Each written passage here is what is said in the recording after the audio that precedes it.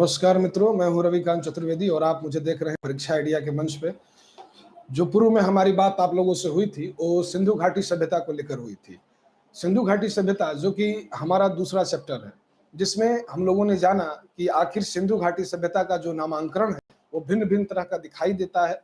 उस भिन्नता को हम समझे थे और ये भी समझे थे कि आखिर क्यों हड़प्पा सभ्यता कहा गया, क्यों सिंधु सभ्यता कहा गया, या क्यों सिंधु घाटी की सभ्यता कहा गया, या सिंधु सरस्वती सभ्यता क्यों कहा गया। और फिर हम लोगों ने ये भी जाना था कि यह सिंधु घाटी सभ्यता ये एकाएक प्रकट नहीं हुई, बल्कि एक कई छोटी छोटी संस्कृतियों के आपस में जुड़ने से एक बड़ी सभ्यता का रूप लिया था, जिसमें हम लोगों ने जाना था कि क्वेटा संस्कृति, कुल्ली नाल संस्कृति, झोप संस्कृति या कोटदीजी संस्कृति या पूर्व हड़प्पा संस्कृति, जो कि हम देखते हैं पंजाब के छोटे मोटे इलाकों में दिखाई देता है, इन समस्त संस्कृतियों के आपस में समन्वित होने से एक बड़ी सभ्यता का निर्माण हुआ, जिसे हम सिंधु घाटी की सभ्यता कहते हैं। साथ ही हम लोगों ने इसके क्षेत्र विस्तार पे भी नजर डाला था कि आखिर इसका विस्तार किस तरीके से दिखाई दे रहा है, या इसकी उत्तरी दिशा, दक्षिणी दिशा, पूर्वी या पश्चिमी, जो सबसे अंतिम जो इसका निर्धारित करने वाली जो सीमा है वो कौन कौन से हैं। उसमें हम लोगों ने जाना कि उत्तर में मांडा है, दक्षिण में दैमाबाद है, पश्चिमी कोने पे सुत कांगेंडोर है, पूरब में आलमगीरपुर है जो हिंडन नदी के किनारे है, मेरठ के पास, यहीं दिल्ली। तो आप लोग इससे परिचित हुए, यानी कि नामांकन समझ लिए, विस्तार समझ लिए। साथ ही जब नामांकन और विस्तार हमने खत्म किया तो हमने देखा कि सिंधु घाटी सभ्यता की जो सबसे अद्भुत विशेषता है वो नगर संरचना है। तो नगर संरचना में हम पहुंचे थे कि आखिर उनके नगरों की जो संरचना है, या जो नगर योजना है, या जो संरचना बनाई गई है, वो क्यों आधुनिक जैसी दिखाई देती है। ऐसा लगता है कि उन्हें प्लान करके बनाया गया है। कारण यह है कि हम जब उनके नगर विन्यासों का अध्ययन करते हैं तो हम यह पाते हैं कि उनके नगर विन्यास ग्रिड पद्धति पर आधारित हैं। जो सड़कें हैं एकदम सीधी सीधी और चौड़ी बनाई गई हैं। लगभग 10 मीटर की सड़कें मोहनजोदड़ो में पाई गई, या 10 मीटर तक की सड़कें, यानी 10 मीटर सड़क की लंबाई काफी अच्छी लंबाई मानी जाती है, जो कि मोहनजोदड़ो में देखने के लिए मिलती है, जिसको कई विद्वान राष्ट्रीय राजपथ से जिसकी तुलना करते हैं। तो आखिर उन सड़कों का बनना, साथ ही सड़कें एक दूसरे को समकोण पे काट रही हैं, चौराहों का निर्माण होना, साथ ही सड़कों के किनारे नालियों का होना, नालियों को व्यवस्थित क्रम में ढका जाना और जगह जगह नालियों को साफ करने की व्यवस्था, ये तमाम सुविधा, ये कैसी सुविधाएं, ये आधुनिक सुविधाएं हैं जो कि हमें आद्य ऐतिहासिक काल में दिखाई देती हैं। जहां आद्य इतिहास, हमने कहा था कि आद्य इतिहास में हमेशा सिंधु घाटी सभ्यता को रखा जाता है। इसे यदि कदे कांस्यकालीन सभ्यता भी कहा जाता है। उसके पीछे का भी लॉजिक मैंने बताया कि ये दो धातुओं को मिलाकर एक नवीन धातु, यानी कि हम देखते हैं कि कांसा पैदा करते हैं और कांसे की वस्तुओं का सर्वाधिक प्रयोग करते हैं, इसलिए इनको क्या कहे, कांस्यकालीन सभ्यता भी कहा। तो अब इससे आगे थोड़ा सा चलते हैं, जरा सा इनके मुख्य स्थलों को देख लेते हैं कि इनके मुख्य स्थल कौन कौन से हैं। नगर, जो नगर संरचना है या जो उसकी अवसंरचना है या विन्यास है, नगर विन्यास, इसको हम पहले नगरों से जरा परिचित हो जाए, उसके बाद इसको हम देखना शुरू करेंगे और उसको हम ब्लैक बोर्ड पर ले चलते हैं। वहां पे हम आपको लिख के समझाएंगे कि आखिर जो नगर है, तो सिंधु घाटी सभ्यता में जिन नगरों की सूची प्राप्त हुई है, क्या सभी एक समान है या उनमें भिन्नता है। अगर भिन्नता है तो वो कितने टाइप के हैं या उन्हें कितने वर्गों में रखा जा सकता है। तो हम जानते हैं इन नगरों को 3 वर्गों में रखा गया। पहला केंद्रीय नगर, दूसरा तटीय या पतन नगर, और तीसरा अन्य नगर या कस्बे, जिन्हें छोटे नगर कहते हैं। तो केंद्रीय नगर के क्या मायने थे, या तटीय नगर या पतन नगर की क्या भूमिका थी सभ्यता को आगे ले जाने में। वहीं जो अन्य नगर और कस्बे हैं, क्या केंद्रीय नगर से जुड़े हुए थे, इस बारे में थोड़ी सी पड़ताल करेंगे। साथ ही हम इसके बाद चलेंगे हड़प्पा के महत्वपूर्ण स्थलों पे, जैसे हड़प्पा नगर की क्या विशेषता है, मोहनजोदड़ो की क्या विशेषता है, चंदहुदड़ो की क्या विशेषता है, या लोथल या रोपड़ या राखीगढ़ी की। तो यहाँ पे हम देखेंगे कि स्थल का नाम किस देश या प्रांत में स्थित है उसको देखेंगे, किस नदी के किनारे स्थित है, इसकी खोज कब की गई, और साथ ही इसके खोजकर्ता या उत्खननकर्ता के रूप में कौन है। साथ ही जो उस पूरा स्थल से मिली हुई वस्तुएं हैं वो कौन कौन सी हैं, जो कि परीक्षा में बार बार पूछा जाता है, बार बार आ जाता है कि फला वस्तु कहां से प्राप्त की गई है। ठीक, तो सबसे पहले इसमें तो लगभग 2000 से 2200 पूरा स्थल है। सबका करना बड़ा मुश्किल का काम है। यहाँ पे हमें अध्ययन, सामान्य अध्ययन करना है, और यूपीएससी कहता है या कोई भी कमीशन, सामान्य अध्ययन, विशेष अध्ययन, रिसर्च की आवश्यकता यहाँ नहीं है। यहाँ लगभग हम 9 पूरा स्थलों को देखेंगे और इसी के अंतर्गत हम ये समझेंगे कि सिंधु घाटी सभ्यता की जो प्रवृत्ति है, जो नगरीय संरचना है, वो किस तरीके की है, साथ ही प्रमुख प्रमुख नगरों में किन किन वस्तुओं को खोजा गया है, या अभी तक उत्खनन में जो वस्तुएं मिली हैं, जो प्रकाश में आई हैं, वो कौन कौन सी हैं, जो कि एग्जाम में पूछा जाता है। उस लिहाज से सबसे पहले हम लिखते हैं कि सिंधु घाटी सभ्यता के जो महत्वपूर्ण स्थल हैं, भौगोलिक स्थिति और वहां पर प्राप्त वस्तुएं कौन सी हैं। तो जरा आ जाते, देखिए अब यहाँ पे हमने बताया कि जो सिंधु घाटी सभ्यता है, यानी कि सिंधु घाटी में जिन नगरों की खुदाई है हुई, उन्हें हम लगभग 3 वर्गों में विभाजित करते हैं। तो यहां लिख लेंगे,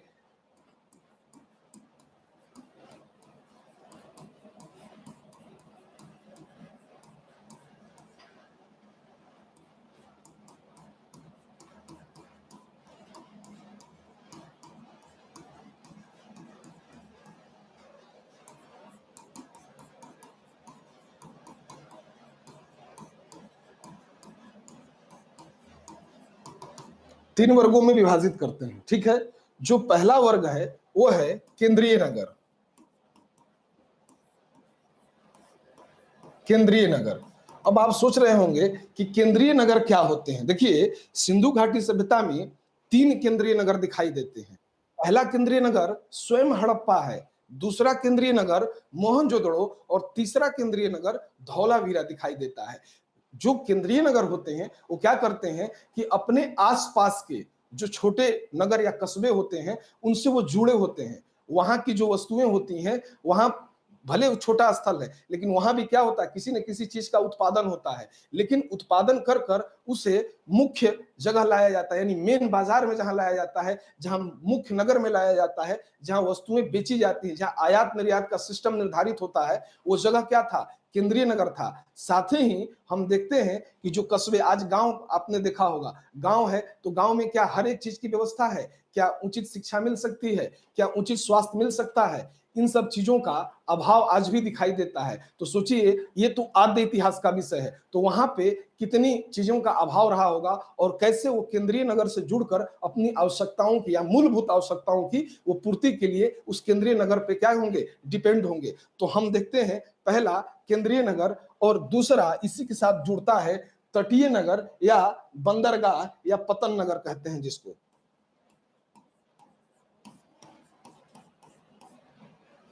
और तीसरा अन्य नगर जिसको कहते हैं कस्बे।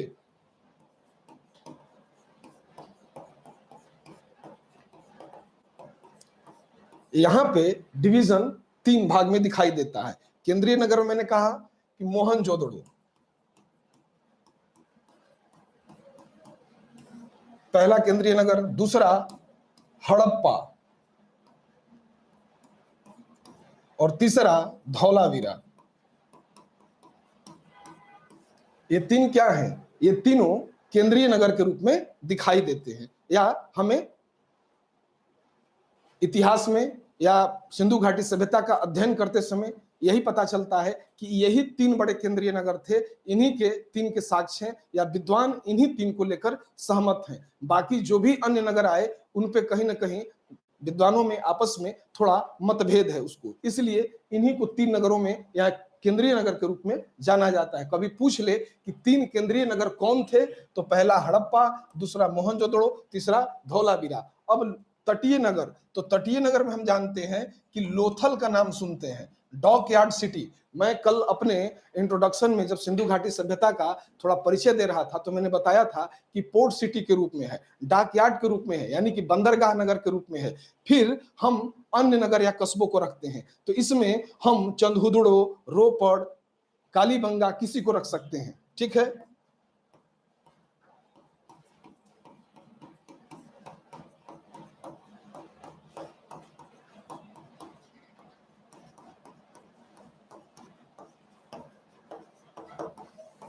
यहाँ कई नगर हम डाल सकते हैं, जैसे चंदहुदड़ो, रोपड़, कोटल निहंग, चक 86, किसी नगर को डाल सकते हैं। यानी कि 3 ही केंद्रीय नगर हैं, कुछ एक बंदरगाह नगर दिखाई देते हैं, बाकी जो नगर हैं वो अन्य नगर में हैं या कस्बे के अंतर्गत रखे जा सकते हैं। ठीक है, अब यहाँ पे ये समझना होगा कि अगर नगर थे, नगर की स्थिति थी, तो उन नगरों में कुछ न कुछ प्राप्त हुआ है जो एग्जाम के लिहाज से बहुत इंपॉर्टेंट है, जो बार बार पूछा जाता है। तो सबसे पहले हम जरा यहाँ पर बात करते हैं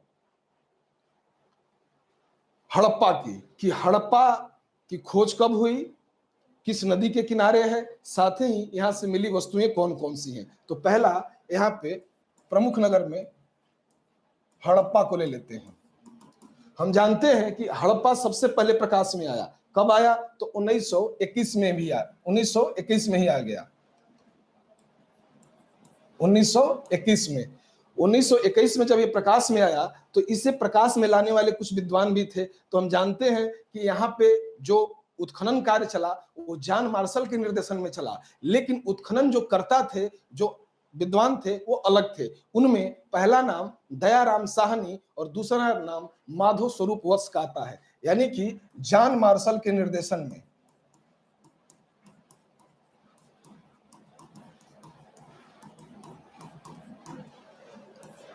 और उत्खनन करता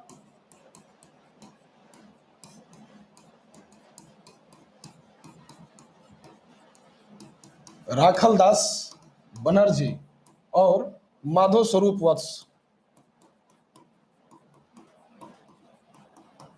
ये इसका एक सामान्य परिचय रहा कि जॉन मार्शल के निर्देशन में क्या किया गया, 1921 में राखलदास बनर्जी या माधव स्वरूप वत्स के द्वारा क्या किया गया, उत्खनन कराया गया। अब यहाँ पर यह सवाल उठता है कि ये है कहाँ, तो ये पाकिस्तान में एक पंजाब का इलाका है और एक मांटगोमरी जिला है, यानी कि पाकिस्तान, पंजाब, मांटगोमरी जिला, मांटगोमरी जिला यही ये स्थित है। कभी कभी आपसे सीधा पूछ लेता है कि किस जिले में या किस जगह पर स्थित है, सीधा सवाल। अब वो पाकिस्तान ना देके मांटगोमरी ही दे दिया तो आपको वहां थोड़ा कंफ्यूजन हो सकता है। ठीक है, अब यहां से मिली हुई जो प्रमुख वस्तुएं हैं वो क्या है, हम जानते हैं ये स्थल हड़प्पा सिंधु घाटी सभ्यता के सबसे बड़े पुरास्थलों में गिना जाता है। यहाँ पर प्राप्त किया गया एक श्रमिक आवास, यहीं से मिला है 18 वृत्ताकार चबूतरे। तो लिख लेंगे श्रमिक आवास, श्रमिक आवास यहां से पाया गया, 18 वृत्ताकार चबूतरे मिले। ठीक है, साथ ही हम पाते हैं यहां से एक अन्नागार मिलता है, सोने का बना हार भी पाया गया है।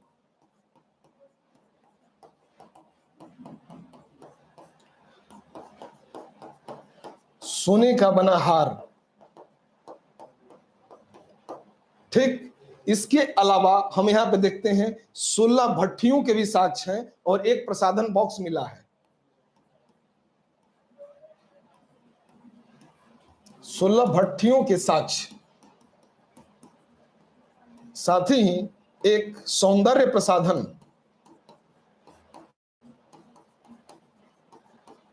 ठीक है, फिर इसके अलावा हम पाते हैं कि यहां पर एक गधे का भी प्रमाण प्राप्त हुआ है कि एक गधा के अवशेष भी प्राप्त किए गए हैं, यानी कि कहते हैं ना जो ढुलाई का काम करता है गधा, तो गधा का एक प्रमाण मिला है। साथ ही हृदय आकार का एक मनका मिला है,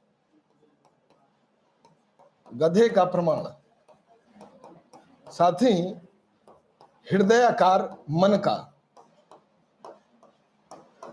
यानी कि अगर हड़प्पा से संबंधित अगर अब आपसे कुछ सवाल पूछा जाए तो आपके रेंज में होगा कि यहां से क्या क्या मिला है। हड़प्पा, मैंने कहा कि 1921 में क्या किया गया, हम देखते हैं कि 1921 में हड़प्पा की खुदाई हुई, किसके निर्देशन में, जॉन मार्शल के निर्देशन में। उत्खननकर्ता कौन थे, राखलदास बनर्जी, माधव स्वरूप वत्स। और ये हड़प्पा है कहाँ, तो हमने जाना पाकिस्तान के पंजाब मांटगोमरी जिले में है।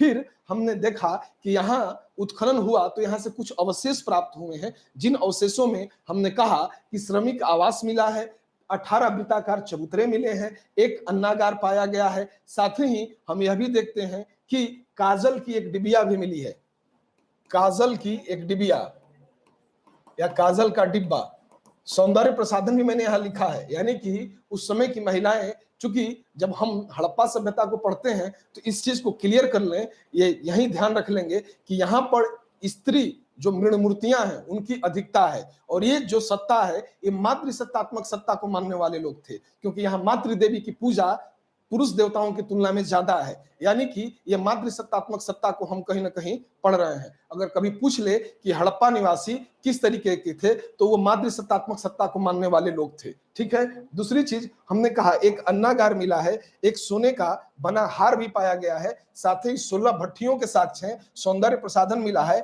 गधे का प्रमाण है, और हृदय आकार का मन का भी है। यानी कि यहां देख रहे हैं कि ढेर सारी चीजों का प्रमाण हमें दिखाई देता है। अब इसी तरीके से जब हड़प्पा के बारे में समझे तो थोड़ा मोहनजोदड़ो के बारे में भी समझ लें कि मोहनजोदड़ो से क्या क्या मिला है, जरा वहां उसको भी क्लियर कर लेते हैं। इसको आप लोग नोट कर लीजिएगा, ये आपके काम आएगा। ठीक, अब जरा सा चलते हैं हम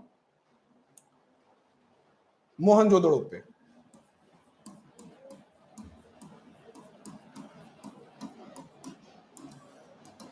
हड़प्पा सभ्यता में खोजा जाने वाला यह दूसरा पूरा स्थल था। देखिए, मोहनजोदड़ो नाम और इसका शाब्दिक अर्थ, तो हम कहते हैं, कभी कभी यही पूछता है, तो मोहनजोदड़ो का अर्थ होता है मृतकों का टीला।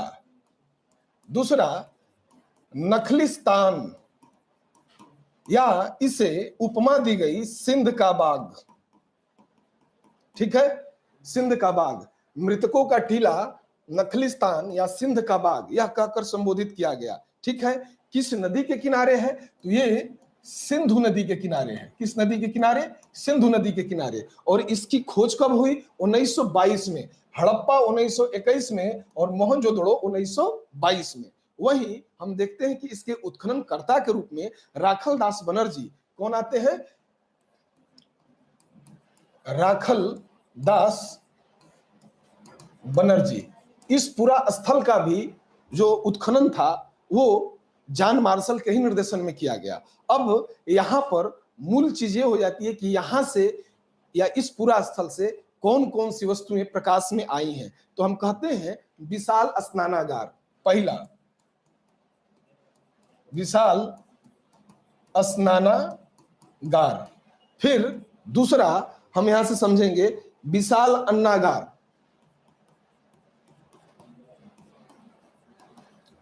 अन्नागार। सभा भवन, सभा भवन। ठीक है। फिर इसके साथ ही हम कहते हैं कि पुरोहितों का आवास भी मिला है, चांदी की अंगूठी भी प्राप्त हुई है।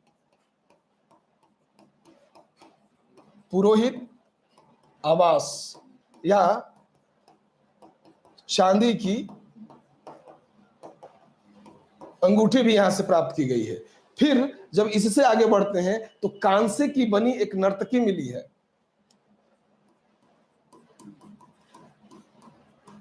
कांसे की बनी नर्तकी यहां से प्राप्त की गई है।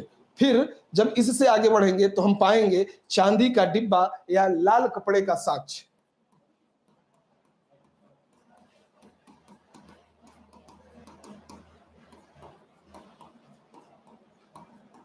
लाल कपड़े का साक्ष्य।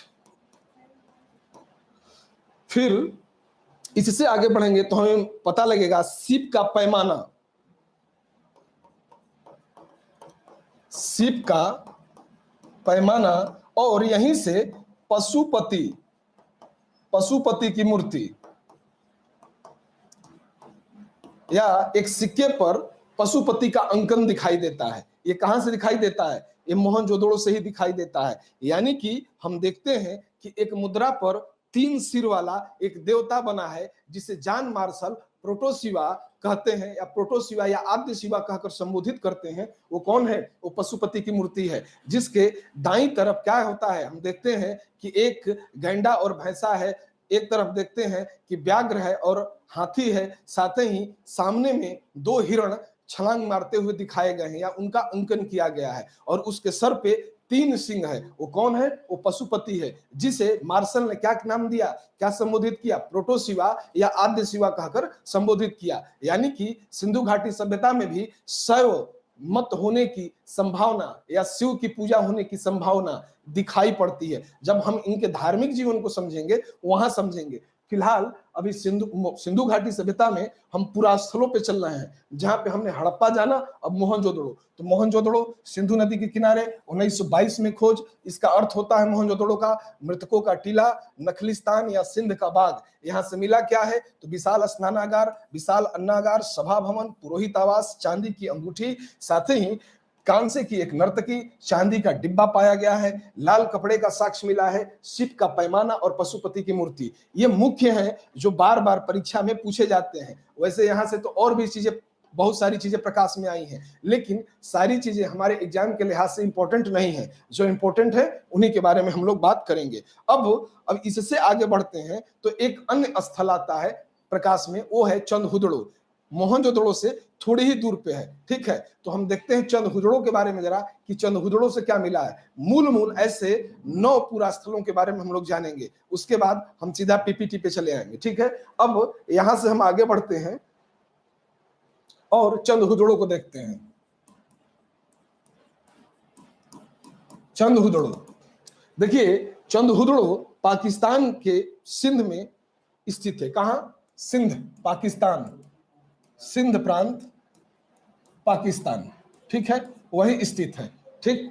इसकी अवस्थिति। दूसरा चीज, ये किस नदी के किनारे है? तो ये सिंधु नदी के किनारे है, सिंधु नदी के किनारे। रही बात कि इसकी खोजकर्ता या इसकी खोज कब हुई, तो हम जानते हैं कि 1934 में एनजी मजूमदार के द्वारा। कब? 1934 में। नाम है एनजी मजूमदार। मजूमदार के द्वारा इसका उत्खनन किया गया। अब यहां से मिला क्या है? तो हम जानते हैं गुड़िया या गुड़िया का मनका बनाने का कारखाना प्राप्त किया गया है।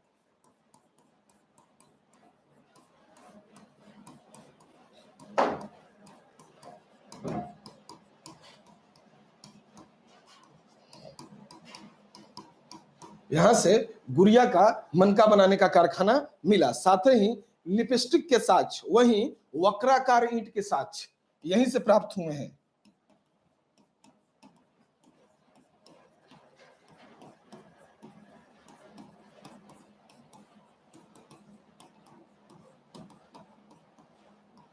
अब सिंधु घाटी सभ्यता के नगर विन्यास को समझेंगे तो वहां पे हम समझेंगे कि ईंटों का आकार कितने टाइप का दिखाई देता है। जैसे वर्गाकार, चतुर्भुज आकार का, फिर वक्राकार, फिर हम देखते हैं एल आकार। ये तमाम तरीके की ईंट दिखाई देते हैं। लेकिन ईंटों की संरचना, जब ईंट एक अलग से ही, जब उसके अब वास्तु अवशेषों को पढ़ेंगे तो ईंट को अलग से ही पढ़ना है कि आखिर ईंट कैसे हैं। 4:2:1 जो वर्तमान समय में जिन ईंटों का माप प्रयोग किया जाता है, ये सिंधुवासी भी करते थे। आखिर वो करते थे तो उसके पीछे क्या मायने थे। साथ ही एल आकार की ईंटों का प्रयोग वो कहाँ करते थे, तो हम पाएंगे कि दीवार के कोने को बनाने के लिए या जोड़ने के लिए जो दीवालों को, वो एल आकार की ईंटों का प्रयोग किया करते थे। तो उसको भी समझेंगे। फिलहाल यहाँ पे चंदहुदड़ो से मिली वस्तुओं को देख लें कि गुड़िया बनाने का या गुड़िया की माला बनाने का एक कारखाना मिला है। साथ ही लिपस्टिक के साक्ष्य मिले हैं, वहीं वक्राकार ईंट के साक्ष्य मिले हैं, और एक ईंट पर बिल्ली का पीछा करते हुए कुत्ते के पैरों के निशान पाए गए हैं। यानी एक ईंट पर कुत्ते के द्वारा बिल्ली का जो पीछा किया जा रहा है, उसके ईंट पर एक निशान है। तो यहां लिख लेंगे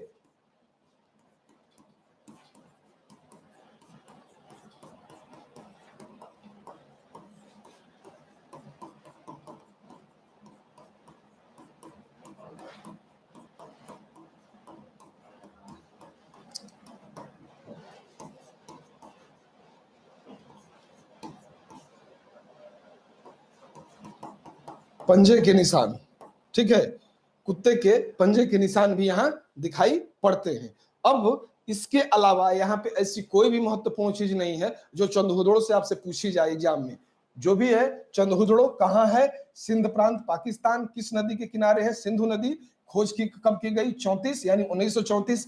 किसके द्वारा उत्खनन हुआ? तो एनजी मजूमदार के द्वारा। मिला क्या है? गुड़िया का मनका बनाने का कारखाना मिला है, साथ ही लिपस्टिक का साक्ष्य मिला है, जो कि पहले भी हम देखे कि मोहनजोदड़ो में भी सौंदर्य प्रसाधन मिले हैं। तो कहीं ना कहीं, और मैंने कहा भी, ये सत्ता कैसी है, मातृसत्तात्मक सत्ता है। जब मृण मूर्तियों की बात करेंगे तो बताएंगे कि स्त्री मृण मूर्तियों की संख्या ज्यादा है। साथ ही एक सिक्के का साक्ष्य मिला है, जिस पर एक महिला को लेटा हुआ दिखाया गया है, जिसके योनि से क्या एक पौधा निकलता हुआ दिखता है, जिसको उर्वरता की देवी या भूमि देवी के रूप में भी मान्यता है। कुल मिलाकर अगर इसके धार्मिक जनजीवन को देखें तो हमें यह पता चलेगा कि जो सिंधुवासी थे ये मातृसत्तात्मक सत्ता को मानने वाले लोग थे, ना कि पितृसत्तात्मक। हालांकि एक पशुपति का अंकन भी दिखाई देता है, शैव धर्म के उपस्थिति का भी साक्ष्य पता चलता है, जिसे मार्शल ने आद्य शिवा कहा है, लेकिन वो समझेंगे धार्मिक जीवन में। यहां पर एक अन्य महत्वपूर्ण तथ्य है, एक ईंट पर बिल्ली का पीछा करते हुए कुत्ते के पंजे के निशान दिखाई पड़ते हैं। ठीक है, अब जब इससे आगे बढ़ते हैं तो हमें एक अन्य नाम या एक अन्य पुरा स्थल के रूप में रोपड़ दिखाई देता है। देखिए, रोपड़ का जो आधुनिक नाम है वो है रूपनगर। जरा उसको समझेंगे, इसको आप लिख लीजिएगा। ठीक है, इसको हटाते हैं। आगे रोपड़, आधुनिक नाम रूपनगर।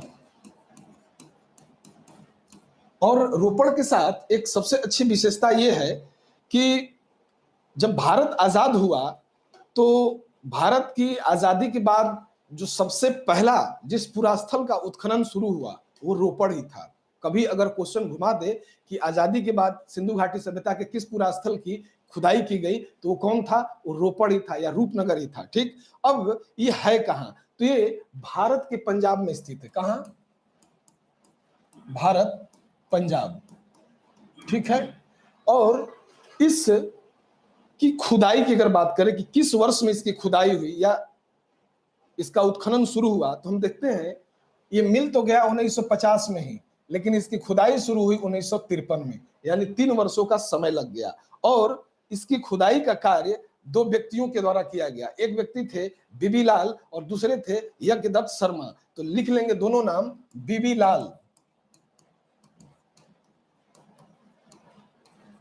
और यज्ञदत्त शर्मा, इनके द्वारा रोपड़ की खुदाई की गई। दूसरी चीज, रोपड़ में मिलने वाली जो प्रमुख वस्तुएं हैं, अब वो कौन सी हैं जरा उनको समझेंगे। उसके पूर्व हम ये देख लें कि जैसा जो भूतपुरा स्थल थे वो किसी न किसी नदी के किनारे थे। रोपड़ भी किसी नदी के किनारे था, वो था सतलज नदी। ठीक है, सतलज नदी। तो जरा सा ये भी देख लें भाई, किसमें? तो सतलज नदी में। दूसरा, जब इससे हम आगे बढ़ेंगे तो हम पाएंगे कि यहां पर भी कुछ चीजों को साक्ष्य हमें स्पष्ट देखने के लिए मिलेंगे। जैसे यहां पर मानव के साथ कुत्ते को दफनाए जाने का साक्ष्य, मानव के साथ कुत्ते को दफनाए या दफनाए जाने का साक्ष्य। ठीक है, मानव के साथ कुत्ते को दफनाए जाने का साक्ष्य यहां दिखाई पड़ता है। तो इस चीज को भी हम ध्यान रखेंगे, और यही चीज मेनली पूछा जाता है। बाकी रोपड़ से बहुत सारी चीजें मिली हैं, उन पे ज्यादा ध्यान नहीं देंगे, बस इतना ध्यान देंगे। रोपड़, आधुनिक नाम रूपनगर, कहां स्थित है? भारत, पंजाब में। कब खोज कब हुई? 1950 में। और उत्खनन कार्य 1953 में किसके द्वारा? बीबी लाल और यज्ञदत्त शर्मा द्वारा। मिला क्या है? मानव के साथ कुत्ते को दफनाए जाने का साक्ष्य। और इसी तरीके का साक्ष्य हम बुर्जहोम में भी पाएंगे। लेकिन अगर पूछता है कि सिंधु घाटी सभ्यता के किस स्थल से मिला है, कोई काल न देके बल्कि सिंधु घाटी सभ्यता पूछता है, तो आपको ध्यान रखना होगा कि रोपड़ बताना होगा, और यही आयोग खेलता है। अब इससे आगे चलते हैं बनवाली पर।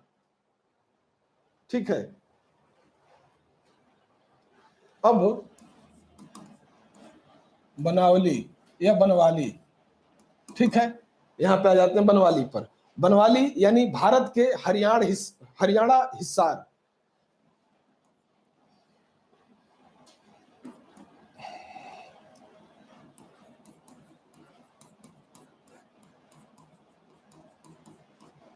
हरियाणा हिसार। अब इसकी भी किसी ने खुदाई की, तो हम जानते हैं कि इसकी खुदाई करने वाले जो व्यक्ति थे 1973 में RS बिष्ट।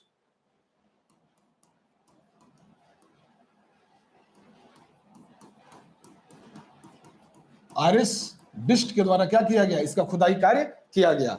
फिर हम देखते हैं कब किया गया, 1973 में किया गया, इसको भी ध्यान रखिएगा। कभी कभी आयोग का दिमाग सटकता है तो वर्ष ही पूछ लेता है, तो उसका भी ध्यान रखिएगा।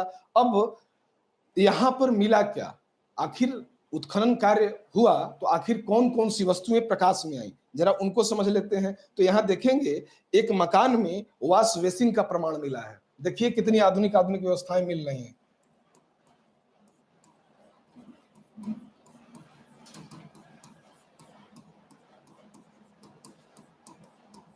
वॉश बेसिन का प्रमाण, पहली चीज ये आधुनिक व्यवस्था का परिचायक है। आज भी आधुनिक व्यवस्था के अंतर्गत आप बहुत ग्रामीण क्षेत्रों में जाएं तो आप पाएंगे वॉश बेसिन का इस्तेमाल लोगों के द्वारा नहीं किया जाता है, जबकि यह कैसी सभ्यता है, शहरी सभ्यता है। इसीलिए इतनी आधुनिक व्यवस्थाएं, जैसे समकोण पे काटती हुई सड़कें, उनके सड़कों के किनारे हुई बनी हुई नालियां, साथ ही हम देखते हैं अगर आवासीय क्षेत्रों का अध्ययन करें तो हम देख रहे हैं कि घर में आंगन, रसोई घर का उपस्थित होना, घर में कुओं का उपस्थित होना, साथ ही यदे कदे घरों में वॉश बेसिन का मिलना, ये क्या है, ये कहीं ना कहीं आधुनिक व्यवस्था का परिचायक है। उस आद्य इतिहास के काल में भी जो सिंधुवासी थे, उन्होंने कैसे आधुनिक सुविधाओं को आखिर आत्मसात किया, या उसके पीछे वो क्या कौन कौन सी प्रौद्योगिकी इस्तेमाल करके उसको अपने प्रयोग में ला रहे थे, इसको भी समझना आवश्यक है। तो यहाँ पे हम देख रहे हैं कि एक मकान मिला है और एक मकान में वॉश बेसिन का क्या है, प्रमाण है। दूसरी चीज, खिलौने के रूप में मिट्टी का हल पाया गया है, जो सबसे ज्यादा इंपॉर्टेंट है। खिलौने के रूप में मिट्टी का हल। अब खिलौने के रूप में मिट्टी का हल पाया गया, यानी कि इस बात की पूरी संभावना है कि सिंधुवासी कृषि की जुताई क्रिया से बहुत परिचित थे। वो कृषि की जो मढ़ाई, जुताई, निराई जो कर्म होते हैं उनसे वो परिचित हैं। साथ ही हम जब आगे पढ़ेंगे तो ये समझेंगे कि उन्हें ज्ञान है 9 प्रकार की फसलों का, यानी कि वो 9 प्रकार की फसलों का उपजाना जानते थे, उनसे परिचित थे, उनके उपयोग से परिचित थे। दूसरी चीज, अब इससे आगे बढ़ेंगे तो हम देखते हैं कि एक उत्तम किस्म के जौ मिली हुई है, उत्तम किस्म की जौ।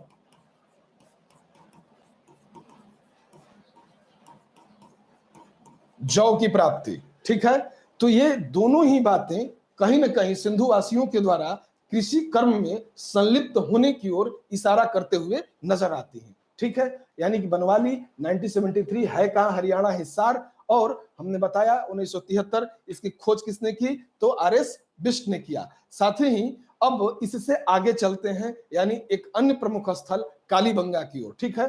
तो चलते हैं यहां से कालीबंगा की तरफ।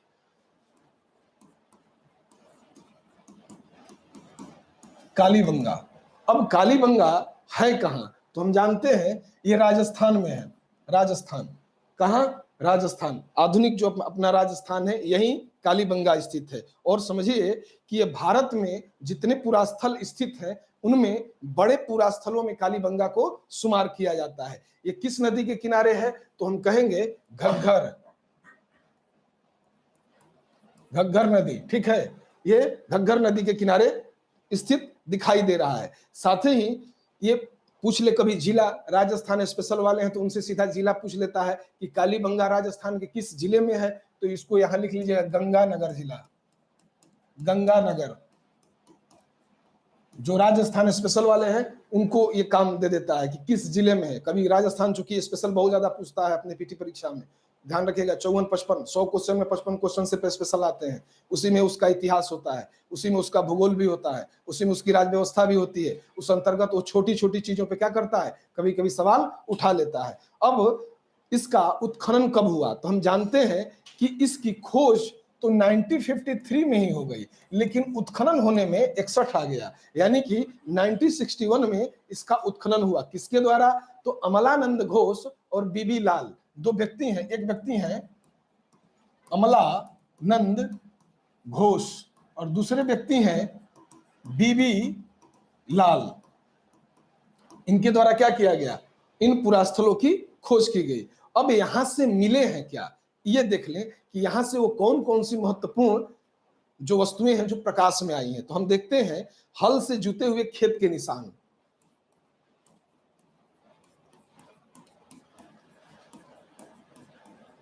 जुते हुए खेत के निशान। ठीक, साथ ही हम ये भी जानते हैं कि ये वही पूरा स्थल है जहां से एक खेत से दो प्रकार की फसलें उपजाए जाने का साक्ष्य है, या एक साथ दो फसल बोए जाने का साक्ष्य इसी जगह से मिला है, उसका प्रमाण ध्यान रखिएगा। मतलब एक ही खेत से दो फसल उगाने का साक्ष्य।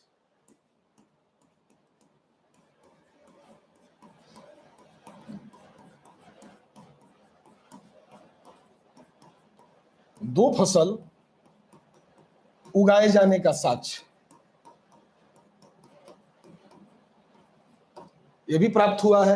अब इससे आगे बढ़े तो हम देखते हैं अलंकृत ईंट के प्रमाण।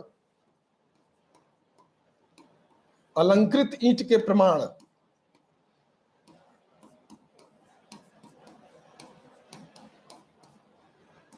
ठीक है। फिर उसके बाद हम मिट्टी का बना पैमाना, मिट्टी का बना पैमाना। इसके अलावा हम अन्य चीजों को देखें तो अग्नि वेदिकाएं,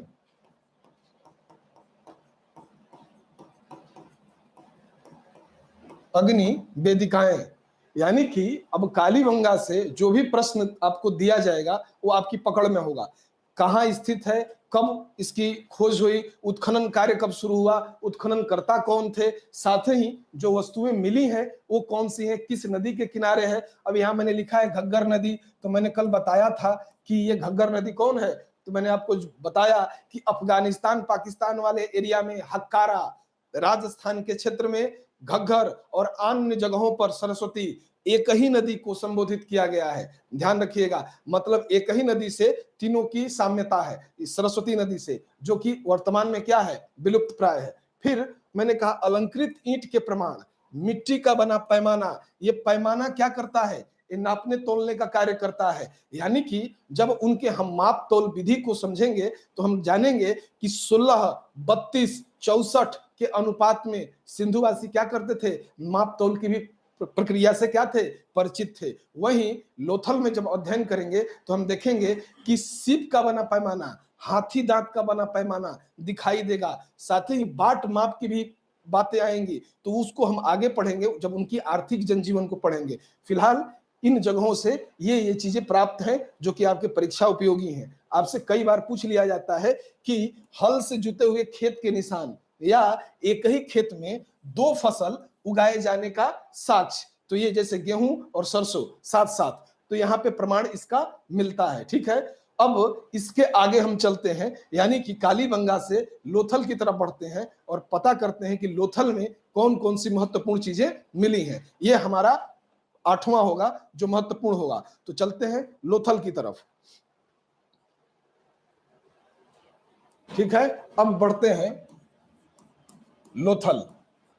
अब जैसा हमने समझा कि है कहां ये पूरा स्थल, तो हमने कहा गुजरात। गुजरात, अब गुजरात में स्थित है, और गुजरात में कहा, तो अहमदाबाद, अहमदाबाद जिला। किस नदी के किनारे है, तो भोगवा नदी, भोगवा नदी के किनारे है, ध्यान रखना होगा।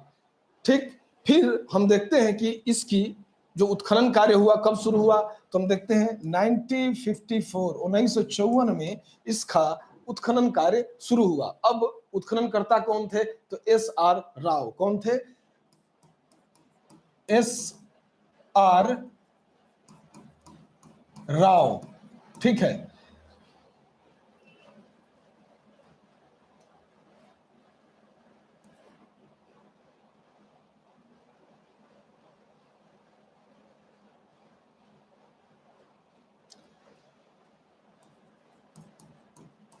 SR राव। ठीक है, फिर जब इससे हम आगे बढ़ेंगे तो हमें पता चलेगा कि आखिर लोथल से क्या क्या मिला है, लोथल में कौन कौन सी वस्तुएं प्रकाश में आई हैं। तो हमें पता लगता है कि यहां से भी एक अन्नागार मिला है, अन्नागार का साक्ष्य मिला है। दूसरा, हमने कहा यहां पर गुड़िया मनका बनाने का कारखाना भी मिला है,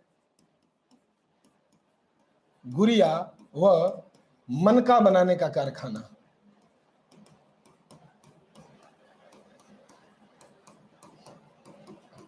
कारखाना मिला है। फिर हमने कहा कि गोदीबाड़ा जिसे हम कहते हैं क्या, डाक यार्ड। डाक यार्ड के साक्ष्य भी मिले हैं। किसके मिले हैं? डाक यार्ड के साक्ष्य पाए गए हैं।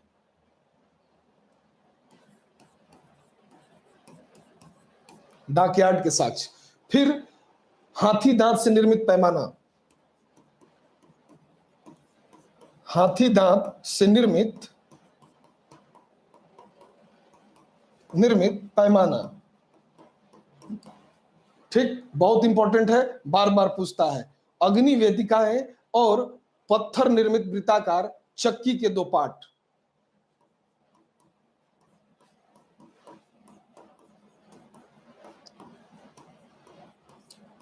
चक्की के 2 पार्ट प्राप्त किए गए हैं। साथ ही अग्नि वेदिकाएं मिली हैं और गुरिल्ला की मृण मूर्ति भी पाई गई है।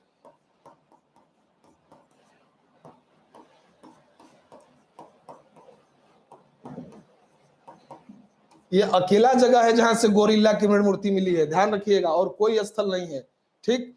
फिर हम पाते हैं कि यहां से अग्नि वेदिकाओं का साक्ष्य मिला है। अग्नि वेदिका, यहां पर लोथल से संबंधित जो भी सवाल होगा वो आपके पकड़ में होगा, मात्र 5-7 पॉइंट करके, यानी कि समस्त लोथल के बारे में नहीं पढ़ना है। हाँ, जब हम इसके नगर संरचना, नगर विन्यास में अंदर चलेंगे तो वहां पता करेंगे कि आखिर गोदीबाड़ा जो निर्मित था वो किस तरीके का था, क्यों लोथल में ही जो दरवाजे थे वो मुख्य सड़क की तरफ खुलते थे। बाकी हड़प्पा के अन्य पुरास्थलों पर अगर हम अध्ययन करें या दृष्टिपात करते हैं तो हम पाते हैं कि हड़प्पा के अधिकांश स्थल जो ऐसे पाए गए हैं जहां पे मकान गलियों की तरफ खुलते हैं, ना कि मुख्य सड़क की तरफ। एकमात्र लोथल ही इसका अपवाद है जहां पे मकान के दरवाजे या मुख्य दरवाजे सड़कों की तरफ खुलते हुए दिखाई दे रहे हैं, ना कि गलियों में, ठीक है। फिर जब इससे आगे बढ़ते हैं तो एक अन्य महत्वपूर्ण और 9वां सबसे अंतिम जो पूरा स्थल है वो धौलावीरा है। उसको जरा देख लेते हैं कि धौलावीरा की क्या विशेषताएं हैं। धौलावीरा, देखिए धौलावीरा का सामान्यतः अर्थ होता है सफेद कुआं, सफेद कुआं, ठीक है। धौलावीरा का मतलब होता है सफेद कुआं। यह भारत के गुजरात में कच्छ में स्थित है। भारत, गुजरात, कच्छ में स्थित है। साथ ही 1967 में इसका क्या हुआ, यह प्रकाश में आया या खोज हुई, खोज 1967 में। और यहां पर जो उत्खनन कार्य जो शुरू किया गया वो शुरू किया गया 1990 में, उत्खनन हुआ। फिर यहां से जो जुड़े हुए विद्वान थे जिन्होंने उत्खनन कार्य कराया उसमें जेपी जोशी और आरएस बिस्ट, जेपी जोशी व आरएस बिस्ट, आरएस बिस्ट ये क्या है, उत्खनन करता है, उत्खनन कर्ता के रूप में इनको जाना जाता है। अब इससे आगे बढ़े तो हम पाएंगे कि यहां से भी कुछ वस्तुएं प्रकाश में आई, जैसे जलाशय का प्रमाण, सोने की अंगूठी और सूचना पट का एक प्रमाण मिला है, जिस पर हम पाते हैं कि सिंधु घाटी सभ्यता की कुछ लिपियों का अंकन किया गया है। यानी कि एक पटरी नुमा आकृति है जिस पर सिंधु निवासियों के द्वारा अपनी लिपियों का अंकन किया गया। उन्हीं लिपियों के आधार पर विद्वानों ने यह तर्क दिया कि सिंधु घाटी सभ्यता की लिपि कैसी है, चित्राक्षर लिपि है और बाईं से दाईं और दाईं से बाईं ओर लिखी जाती है। यानी कि उनका एक व्यवस्थित क्रम होता है, यानी क्रम कहीं टूटता नहीं है, जैसे हम वर्तमान में लिखते हैं वैसे नहीं, बल्कि उन्होंने, अभी बताऊंगा जब लिपि पढ़ाऊंगा तो उसके डिटेल को समझाऊंगा कि आखिर क्या होती है चित्रात्मक लिपि। वर्तमान में जो हम देखते हैं जैसे मंदारिन, जो मंदारिन भाषा या चीनी भाषा को देखते हैं, ये भी कहीं ना कहीं चित्राक्षर लिपि का ही एक प्रकृति है। उसी तरीके की चित्राक्षर लिपि हमारे सिंधु निवासी भी प्रयोग करते थे। तो यहाँ पर सबसे पहला प्रमाण जो मिला है तो पहला लिखेंगे जलाशय का प्रमाण, जलाशयों का प्रमाण। यानी कि जल रखने की उत्तम और सही व्यवस्था, साथ ही सोने की अंगूठी।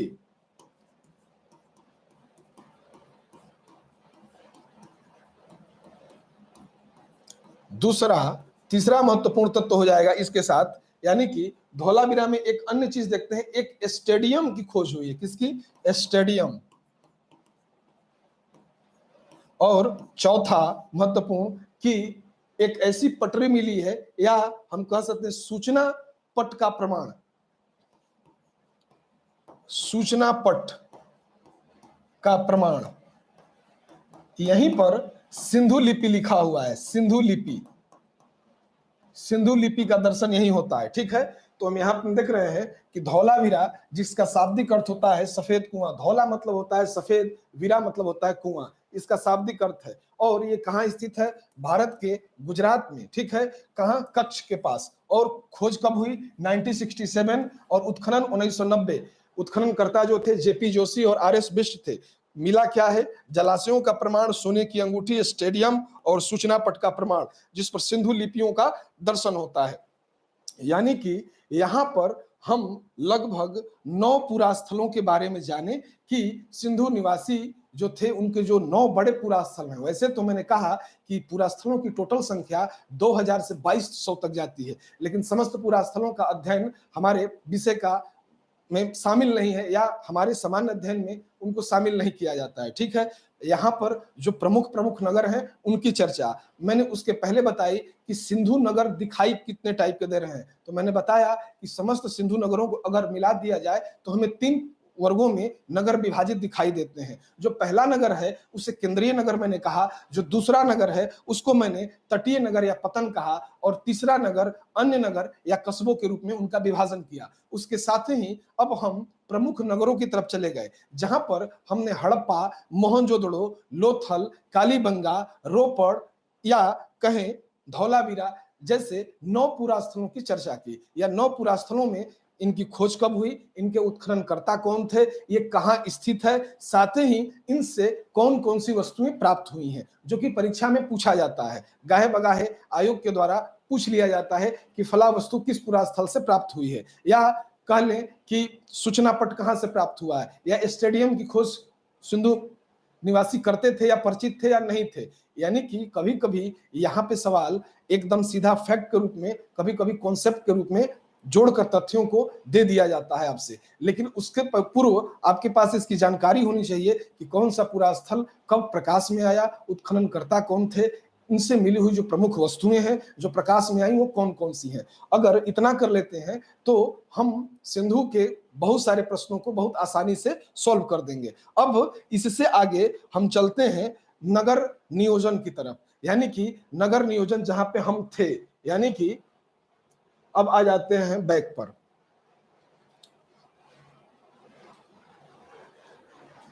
नगर योजना या संरचना या नगर नियोजन, हमने कहा कि सिंधु सभ्यता के नगर विश्व के प्राचीनतम सुनियोजित नगरों की सूची में शुमार होते हैं। ऐसा प्रतीत होता है इनको देखने से कि संपूर्ण नगर किसी न किसी संस्था के निर्देश के अनुसार बनवाया गया, या उन्हें व्यवस्थित किया गया है, या उन्हें वेल मेंटेन करके डिजाइन किया गया है। लेकिन हम जब अध्ययन करते हैं तो हमें इस जो रहस्य है उसके पीछे की चीजों को समझना होता है कि आखिर ये क्यों आधुनिक नगर दिखाई पड़ते हैं, आखिर इनकी संरचना किस तरीके की है। तो हम देखते हैं कि सड़कें सीधी हैं, एक दूसरे को क्या करती हैं, समकोण पे काटते हुए नजर आती हैं। जैसे अगर हम कहें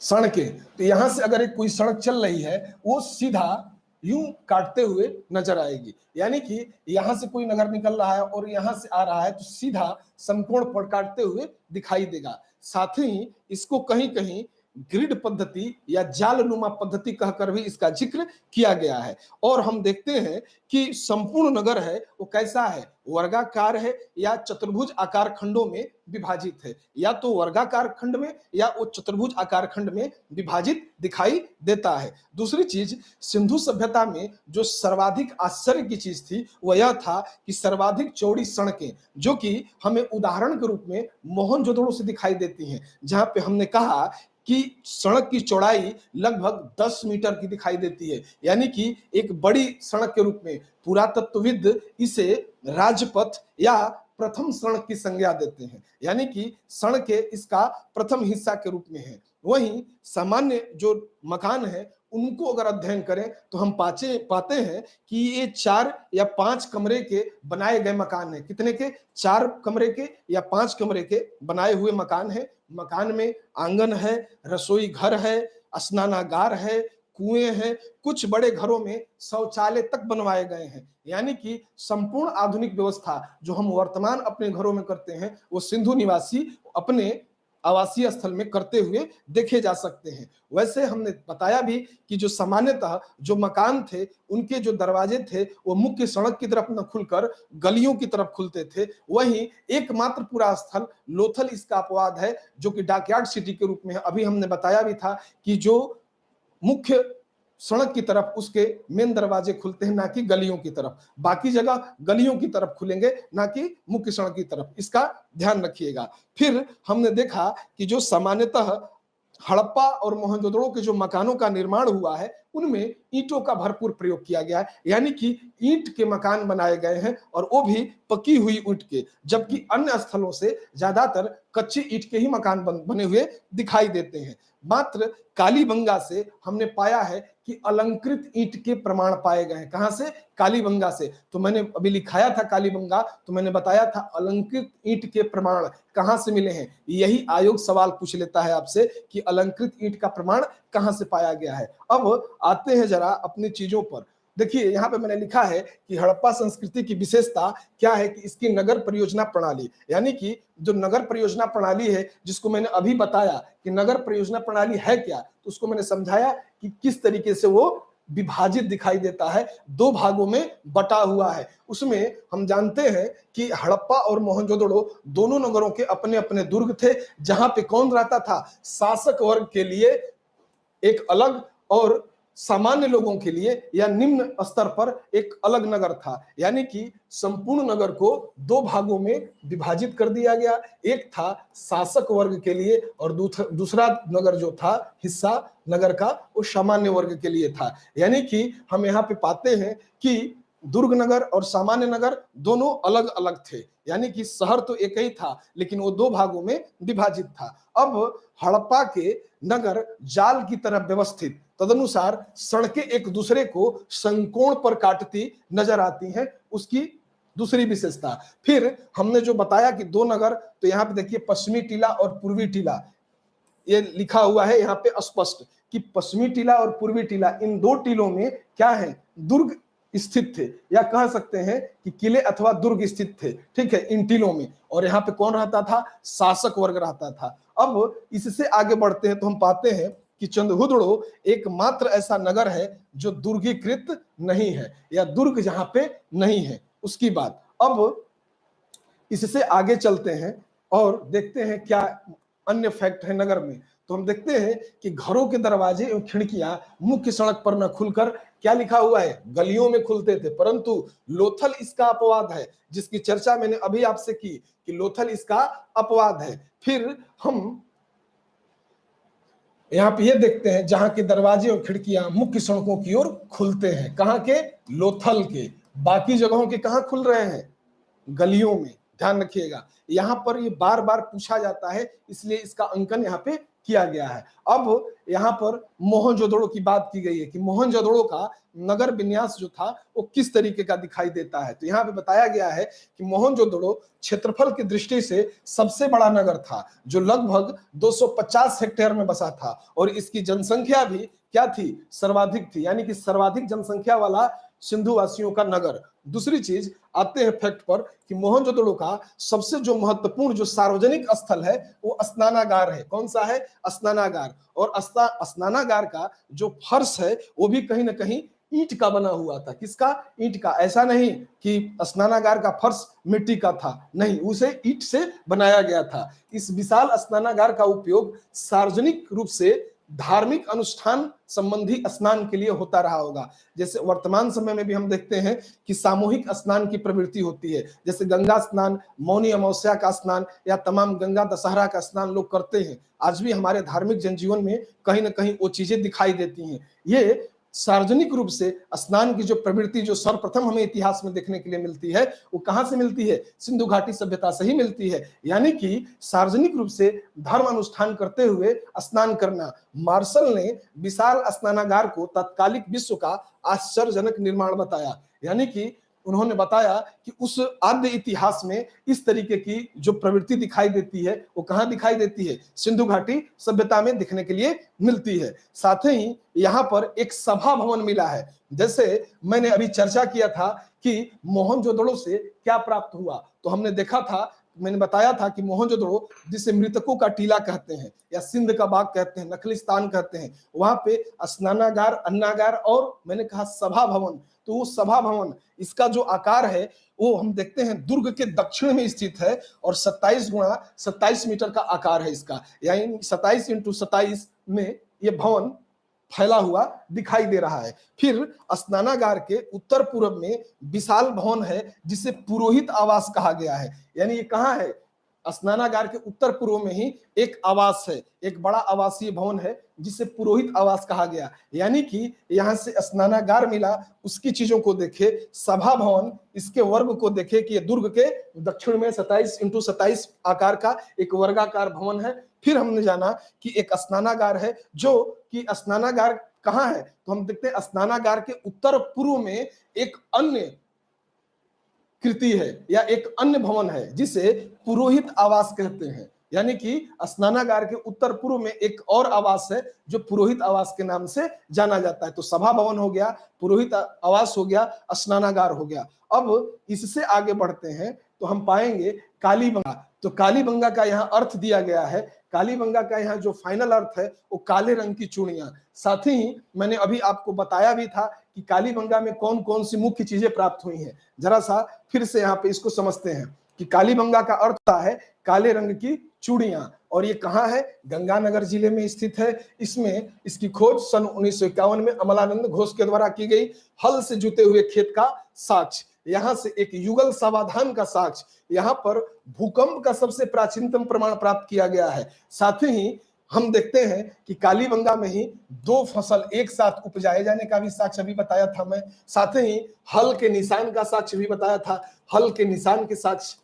ठीक है, ये सारी चीजें कहां से प्राप्त हुई हैं? कालीबंगा से। वहीं चंदहुदड़ो के बारे में भी थोड़ा यहां दिया गया है कि इसकी खोज 1931 में एनजी मजूमदार के द्वारा की गई और मैके ने यहाँ पर मनके बनाने का कारखाना खोजा है। किसने? मैके ने। क्या? मनका बनाने का कारखाना। साथ ही मैंने चंदहुदड़ो जब बताया तो बताया कि अलंकृत ईंट का साक्ष्य भी यहीं से मिला है। फिर मैंने आपको बताया था कि उसके साथ साथ ही एक ईंट पर बिल्ली का पीछा करते हुए कुत्ते के पंजे के निशान भी पाए गए हैं, यानी कुत्ते बिल्ली के पंजे का निशान। अब लोथल की बात करते हैं। लोथल को यदि कदे इतिहास में लघु हड़प्पा या लघु मोहनजोदड़ो भी कहा जाता है। कभी आपसे पूछ लिया जाए कि लघु हड़प्पा या लघु मोहनजोदड़ो के नाम से किसे जानते हैं? साथ ही इसकी खोज 1954 ईस्वी में एसआर राव के द्वारा किया गया और यह गुजरात के अहमदाबाद जिले में भोगवा नदी के किनारे स्थित है।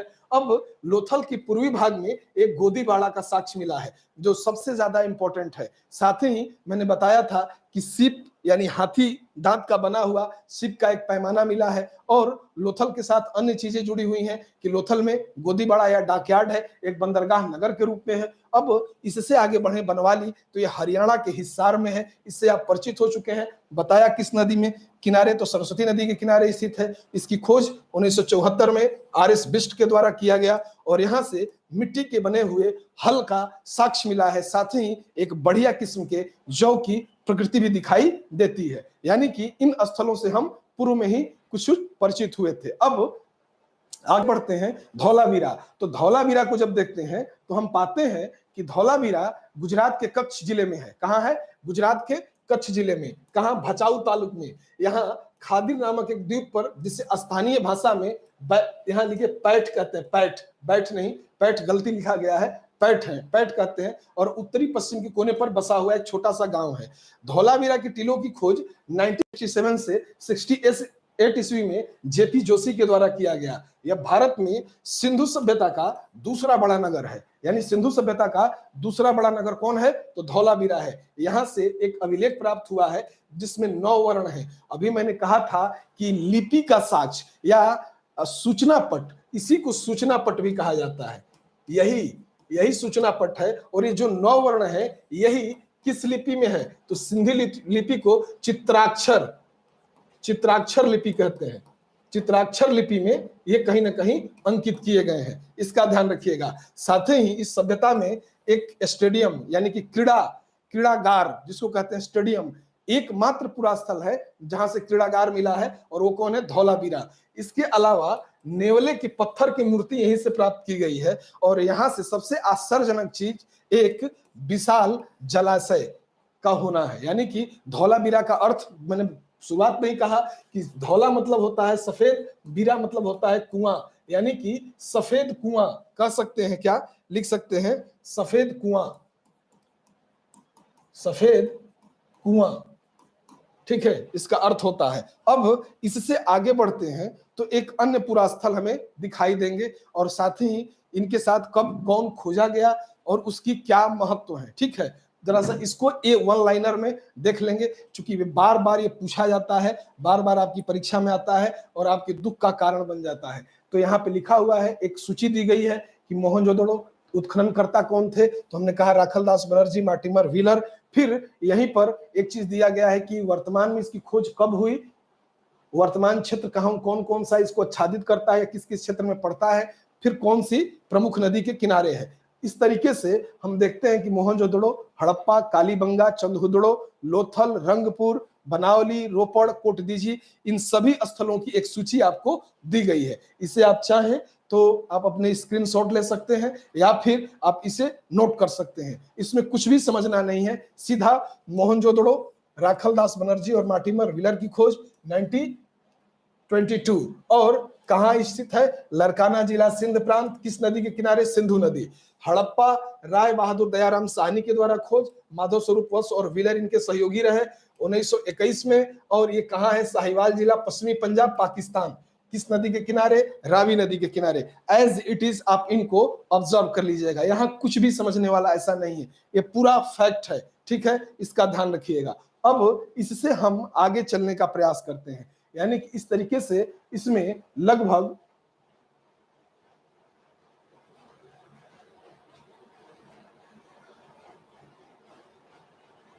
15 से 20 पूरा स्थल दिए गए हैं। ठीक है, अब सीधे आ जाते हैं सिंधु घाटी सभ्यता के नगर नियोजन पे कि आखिर नगर नियोजन किस तरीके का दिखाई दे रहा है। ठीक है, अब आ जाते हैं मेन टॉपिक पे, जहां से हम लोग सब कुछ छोड़ के जहां भटक रहे थे अभी तक कि नहीं पूरा स्थल है तो क्या मिला, कब खोज की गई, कौन उत्खनन करता कौन है, उत्खनन में मिली हुई सामग्री कौन है, जो परीक्षा के लिहाज से भी इंपॉर्टेंट है, उसको भी ध्यान देना था। तो वहां पे हम लोग ले गए।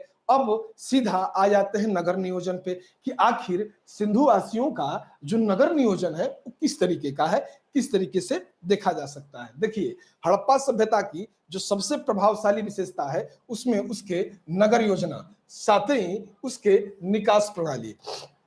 यह नगर पूरी तरीके से कैसा दिखाई देता है? जाल पद्धति पर विन्यासित है या जाल पद्धति विन्यास की तरह दिखाई देता है। मैंने कहा अभी कि ये कैसे बटा हुआ है, तो वर्गाकार, चतुर्भुज आकार या समकोण पे काटते हुए सड़कों के इर्द गिर्द ही क्या करते हैं? हड़प्पा या मोहनजोदड़ो या उनके अन्य सिंधु के पुरा स्थलों को हम देख सकते हैं एक ही विन्यास पे। दूसरी चीज, प्राप्त नगरों के अवशेषों से पूर्व और पश्चिम दिशा में 2 टीले हैं। ठीक, अब इन टीलों के महत्व को समझ लेते हैं। क्या कहता है कि पूर्व दिशा में स्थित टीले पर नगर या फिर आवास जो क्षेत्र हैं उनके साक्ष्य मिले हैं। वहीं जो पश्चिमी टीला है वहां पर हम गढ़ी या दुर्ग के साक्ष्य प्राप्त करते हैं। अब देखिए यहाँ पे समझिएगा कि ये एक टीला हो गया और इस टीले को हम 2 भाग में विभाजित कर दिए। एक को हमने कह दिया ये पूर्वी टीला और ये हो गया पश्चिमी टीला। तो यहाँ पर ये चीज समझिएगा कि पूर्वी टीला किसी के लिए डेडिकेटेड है और पश्चिमी टीला भी किसी के लिए डेडिकेटेड है। तो पश्चिमी टीला में हम पाते हैं कि यहाँ गढ़ी है, दुर्ग है और यहाँ पे आम लोगों का आवास क्षेत्र है। ठीक है, तो हम कह सकते हैं कि नगर का जो पूर्वी हिस्सा था वो आम लोगों के लिए था और पश्चिमी जो हिस्सा था वो शासक वर्ग के लिए था, इसलिए वो गढ़ी में है, दुर्गीकृत है, यानी कि उसको चारों तरफ से उसके किनारे रक्षा प्राचीर बना हुआ है, ध्यान रखिएगा। जबकि सामान्य लोगों का जो आवास क्षेत्र था वो कैसा दिखाई देता है, पूरब की तरफ दिखाई देता है। यानी नगर को दो भाग में विभाजित करेंगे, पूर्वी नगर और पश्चिमी नगर। पूर्वी नगर में बोलेंगे कि सामान्य लोगों का रिहायशी इलाका है, जबकि पश्चिमी क्षेत्र गढ़ी या दुर्ग क्षेत्र है, जहां पे शासक या प्रशासक रहकर वहां के नगर को नियंत्रित करने का कार्य करता रहा होगा। ठीक, अब इससे आगे बढ़ते हैं तो हम पाते हैं कुछ इस नगर जो नियोजन है या जो नगर नियोजन में जो प्रवृत्ति है उसमें कुछ अपवाद के बिंदु भी दिखाई देंगे। वो अपवाद के बिंदु क्या हैं, जरा उनको समझने का प्रयास करेंगे। जैसे लोथल और सुरकोटदा की जो दुर्ग हैं और नगर क्षेत्र हैं, दोनों एक ही रक्षा प्राचीर से घिरे हुए दिखाई दे रहे हैं, जबकि हड़प्पा, मोहनजोदड़ो, कालीबंगा कि नगर योजना एक समान दिखाई पड़ रही है। यानी कि हम अध्ययन करते हैं सिंधु घाटी सभ्यता का डीपली तो हमें समझ में आता है कि जो दुर्ग है वो एक समान जैसा नहीं है। भले दुर्ग के साक्ष्य हर जगह हैं, लेकिन इन दुर्गों के निर्माण में भी कुछ एक अंतर के बिंदु प्रकट होते हुए दिखाई पड़ते हैं। अब यहाँ पे क्या है, तो मैंने कहा कि लोथल और सुरकोटदा के दुर्ग नगर क्षेत्र दोनों एक ही रक्षा प्राचीर से घिरे हैं, जबकि हड़प्पा, मोहनजोदड़ो और कालीबंगा के नगर योजना एक समान दिखाई देती है। यानी कि हड़प्पा में जैसी नगर योजना है वैसी ही नगर योजना मोहनजोदड़ो की भी है और उसी तरीके की नगर योजना कालीबंगा की भी है। उसी तरीके से हम पाते हैं कि लोथल और सुरकोटदा ऐसे पुरा स्थल हैं जो एक ही रक्षा प्राचीर से घिरे दिखाई देते हैं, जबकि अन्य जो पुरा स्थल हैं वहां पे हम क्या पाते हैं कि पूर्वी टीला अलग रक्षा प्राचीर से है और पश्चिमी टीला अलग है, यानी कि दोनों को अलग अलग रखा गया है, जबकि दो स्थल अपवाद के रूप में है जहां पे एक जैसे दिखाई दे रहे हैं। अब इससे आगे बढ़ते हैं तो हम देखते हैं कि कालीबंगा में सुव्यवस्थित जल निकासी प्रणाली न होने के कारण, कच्ची ईंटों के मकान बने होने के कारण एक दीनहीन बस्ती प्रतीत होती है। किसके बारे में कह रहा है, तो कालीबंगा के बारे में। यानी कि हम जानते हैं कि सिंधु घाटी सभ्यता का एकमात्र पूरा स्थल है जहां पे नालियों के साक्ष्य नहीं प्राप्त हुए, वो कालीबंगा है। नोट कर लेंगे कि कालीबंगा में नालियों के साक्ष्य प्राप्त नहीं होते। कुछ एक विद्वान और नवीन शोधों ने यहां तक उसे बताया कि वहां पर लकड़ी की बनी हुई नालियां थी जो समयानुसार सड़ गई। हालांकि इतने जो व्यवस्था, मतलब इस तरीके की सभ्यता जहां पर आधुनिक व्यवस्थाएं संलिप्त हैं, वहां के एक पूरा स्थल कैसे नालियों से वंचित रह सकता है। उनका भी अपना देने का या उस लकड़ी के नाली कहने का जो प्रमाण है, जो जो साक्ष्य है, जो उसके पीछे तर्क है, उसका जो आधार है वो अलग तरीके का है। तो वहां भी हम समझेंगे, लेकिन ध्यान रखेंगे कि लकड़ी की बनी हुई नाली का साक्ष्य या नालियों के साक्ष्य का अभाव अगर कहीं दिखाई देता है तो कालीबंगा है। कालीबंगा कहाँ है, तो आपको ध्यान होना चाहिए कि कालीबंगा राजस्थान, गंगानगर जिला। आरएस वाले खासकर ध्यान देंगे। आगे हड़प्पा सभ्यता के किसी भी पुरा स्थल से किसी भी मंदिर के अवशेष नहीं मिलते हैं। ठीक, किसी भी मंदिर का अवशेष नहीं है। जब धार्मिक जीवन पढ़ेंगे तो हम समझेंगे, कभी कभी प्रश्न पूछता था मेंस में कि वर्तमान सभ्यता को सिंधु सभ्यता की देन या सिंधु सभ्यता की निरंतरता पे प्रकाश डालिए।